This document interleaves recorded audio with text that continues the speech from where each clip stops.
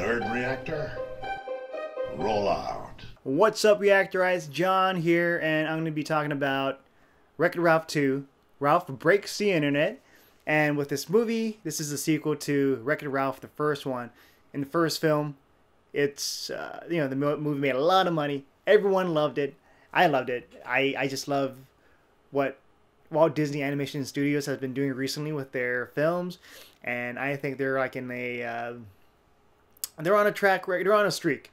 So they've been pumping out films that I've enjoyed immensely. Like you got Moana, you have Zootopia, Frozen. Yes, I like Frozen, and you got Tangled, Big Hero 6, and then you also with Wreck-It Ralph. Just all these movies is very emotional, fun, heartfelt, and they know how to make you laugh, tear up, and just put you on the edge of your seat.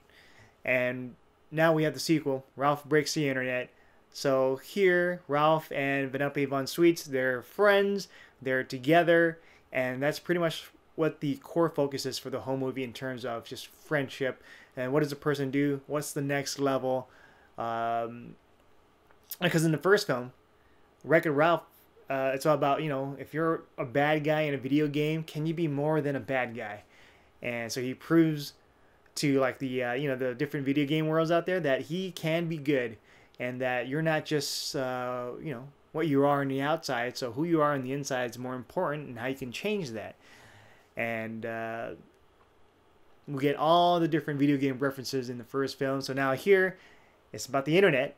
The internet is a whole different beast.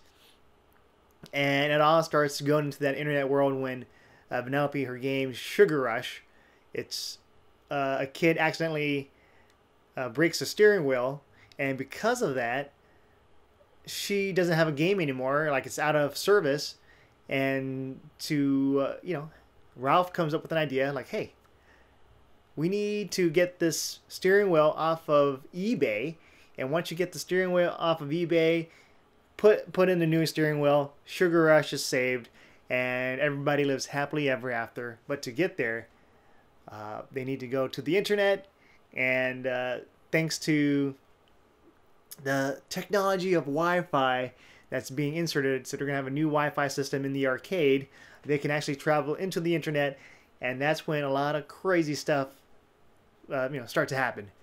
And with Wreck-It Ralph, big guy, so it's more about him and Vanellope coming together, trying to find ways to earn money to buy the steering wheel off of eBay. So yeah, in this new world, there are supporting characters. You have characters from this very crazy, murderous game called Slaughter Race, where it's kind of like a Road Rash, Mad Max type world, kind of set in this very fictionalized, very stylized version of LA, and voicing the main character is Gal Gadot. So she voices Shank, and Shank's a badass character. She's pretty much like the best racer in the game, and she sees Vanellope just the way she races in that world, and she takes a liking to her. And so with that new friendship dynamic, Wreck-It Ralph kind of gets jealous, and so that's all part of the journey of this friendship where Wreck-It Ralph feels like Vanellope is like his very best friend, and if this friend has another friend, what's going to happen? And he's going to try to do things that he might regret.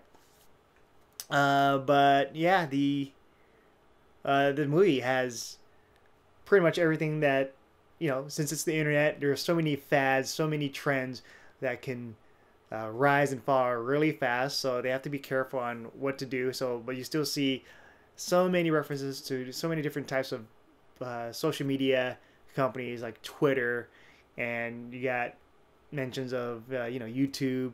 But for this movie, they have this thing called BuzzTube, and you also have references to older online sites like I think there was like Friendster, and then we also have stuff from the dark web. And the dark web is where you have some really nasty things like viruses and all that and stuff. a lot of people don't want to touch, except for like the hardcore hackers out there. But yeah, you also have memes, and you also have Wreck-It Ralph trying to do things to gain a lot of subscribers, viewership, likes, or whatnot, because in this world, in the internet, it's all about the more, getting a lot of views, and get a lot of views, that can help you with getting a lot of money. I do feel like sometimes the story can take a back seat when the movies trying to just pump you with all these different internet lingo, memes, and just stuff that you recognize. So it's kind of going like half and half, like, oh, here's some cool things that you might know from the internet, or here's a funny joke, and let's insert it over here. And then you do have the story of Vanellope trying to go away from Wreck-It Ralph, where she just wants to be her own character and just trying to find out what she really wants. And so you have two different character arcs, one for Vanellope, one for Wreck-It Ralph. Wreck-It Ralph just wants to be friends with Vanellope, but Vanellope wants to do more than just whatever her life is back home. So the internet has helped her come to realize what she should be doing. And then you have the internet stuff. But the internet stuff, when they do that, it's funny, and the story does have some heart, but it wasn't like the story from the first one, where it's all about who you are and how you can, what you can do to make a difference. And with this one, it's just more about friendship, and sometimes friendship is tough. And the message, it kind of reminds me of Toy Story 3, so that's all I'm gonna say for that. And it's kind of sad, like about the whole friendship thing, because this is dealing with, like, for me, if I were to relate to this, it would be going from high school to college. So things from the past is going to be different in the future. And I think that's a very, very deep message just for kids watching this movie, Ralph Breaks the Internet. But yeah, so the story is there. It's serviceable. But it's more focused on like just the journey, the adventures that they go on through, especially like the biggest or funniest sequence involving the Disney princesses. And you've probably seen this in the trailer, but a lot of your favorite Disney princesses are there, including Ariel, the Little Mermaid, Belle, you got Moana, you have Jasmine, Pocahontas, and etc. And just each character, they're like poking fun of themselves. So Disney, I'm surprised that they had enough balls to be able to just poke fun of themselves, and like, here, look at these princesses, look at the cliches, and now we're gonna just let them have fun with it. So yeah, props to them for that. But yeah, so overall, just the movie, I enjoyed it very much. I still liked the first Wreck-It Ralph better, but with the second one, you do have certain things with the internet that's trying to take the limelight, but then you also have the story. So both of those are competing against each other for screen time. So I do feel like it's kind of like a tug of war. But what's going to happen when you're going to make a movie about the internet where Ralph goes there? You're going to have to try to add all these funny internet stuff and all these funny pop culture references, and especially if the internet has so many things there, you're gonna have to add. You can't add everything, and so that's what they try to do. They try to add stuff while still trying to balance the story. Especially you have Disney references, Disney princesses. You have Pixar. You have Star Wars, and there are like Easter eggs all over the place.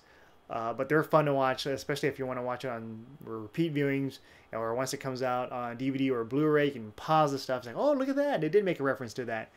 But yeah, I enjoyed it very much. Very highly recommended.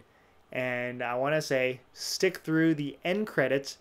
There is a mid-credit scene, but then there's something right after the very end credits, and I got a kick out of that one.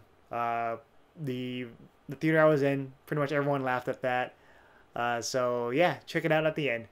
With that said, I'm John, and I'll see you guys next time.